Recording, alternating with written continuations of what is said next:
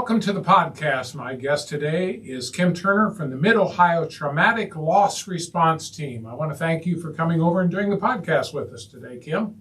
Thank you for having me, Dave. It's a pleasure to be here. Oh, you're more than welcome. My question, I guess, for everyone that's listening to this podcast for the first time, because this is the first time podcast guest with myself here, Sure. is what is specifically the Mid-Ohio Traumatic Loss Response Team? That's a great question. And we are a traumatic loss response team in Delaware, Morrow, Marion, Crawford County. We provide immediate and ongoing support to survivors of substance-related suicide and homicide loss. Our goal is to engage survivors as soon as possible after the event, and then just to follow them for at least a year after to ensure that they have what they need. Many survivors, the nature of these types of losses are traumatic, and they create a lot of complications when it comes to bereavement. Bereavement can become very, very tricky when you've lost somebody suddenly in one of these ways. And so we want to make sure that people have what they need. What is the goal?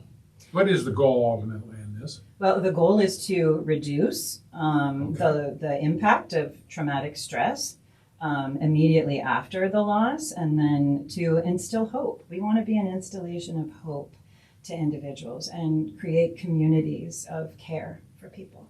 All right, now there's groups that are formulated, correct? How does this help me with the structure of this for our listeners to understand how this is all kind of set up with that? Don't you have groups in each of these counties? Well, we do, yes. We have ongoing groups. Well, we have groups in each of the counties. Okay. We have a 10-week support group in each county, one in each quarter of this next year. And then we also have ongoing monthly SOSL groups. So SOSL groups are designed specifically for survivors of suicide loss. And it's an opportunity for them to come together. We share a meal.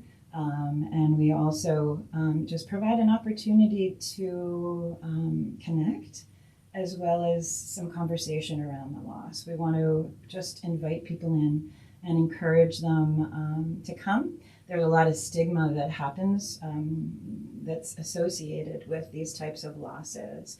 And just showing up is very challenging for people, just getting through that front door. And so we've started these monthly SOSL groups in January, and we've started them in Marion, in Delaware, and in Westerville, Ohio. I realize that Westerville is quite a distance from you, but Marion is not. Neither is Delaware. And we hope next year to have one here in Crawford County for people, so they don't have to travel so far. What about people here in Bucyrus, Crawford County?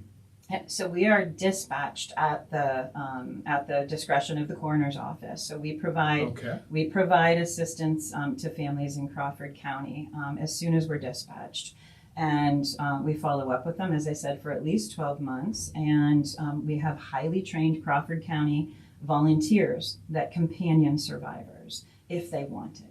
Okay. We also have an upcoming 10-week support group in Bucyrus. It'll start in June this year.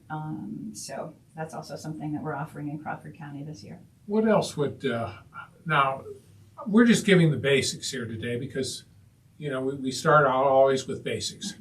How do I find out more about this, Kim? Great question. You can go to our website, Cornerstone of Hope.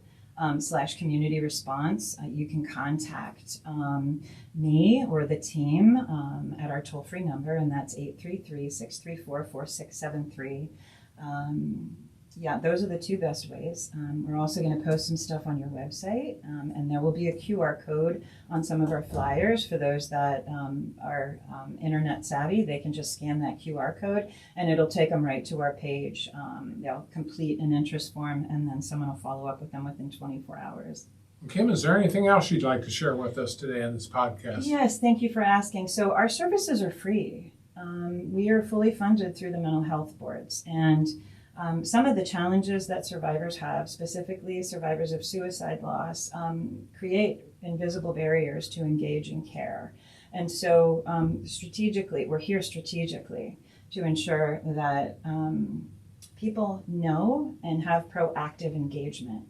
It's incredibly challenging when your life has just changed in an instant to be able to pick up the phone and ask for help when you are just trying to make sense of what has happened yourself. Right. And so one of the characteristics of our team is to go to the survivor and to proactively engage them and to continue to do that.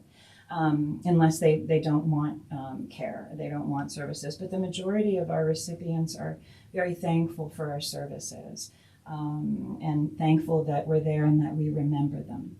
You know, those first few months after losing somebody, typically there's a lot of people around, a lot of family and friends that want to provide support. But after that 3-month period, you know, people begin to dwindle away and go back to their lives. And it's very challenging for somebody that's lost someone in this way to go back. Things will never be the same again. But they can find new meaning. And we want to make sure that we're part of that journey with them if they'd like that. And sometimes people feel they got a handle on something, and a little, maybe one day they feel that way, and then maybe another couple of days from now, all of a sudden they're right back kind of where they were before, and they're not real sure how that. So I can understand why this would be a very difficult. I hate to say the word transition, but I don't know what else you would call it. Transitioning from this, because it's rough. It's got to be rough. Yeah, it's a life-altering loss. Mm-hmm. It's a life-altering loss. And the closer you are to the individual, the more challenging it is. And you know, our communities don't necessarily provide spaces for us to be able, for individuals to be able to talk about this. Yes. There's a lot of shame and guilt and you know, feelings that are just challenging to deal with that people have that kind of keep them shut down and in hiding. It's not something that we talk about. And we want to start the conversation and continue the conversation. You have a good point there, because a lot of folks might say, boy, I wished I'd have known, or maybe I should have caught this. There's the, if I would have known, if I'd have observed this, the big ifs. Yeah. I'm sure there's a lot of that as well. It's a really normal piece of this type of loss. And we want to be there to be able to let people know it's okay to think that. You know, it's normal to have those thoughts. And then to help them journey through that loss. One of the things that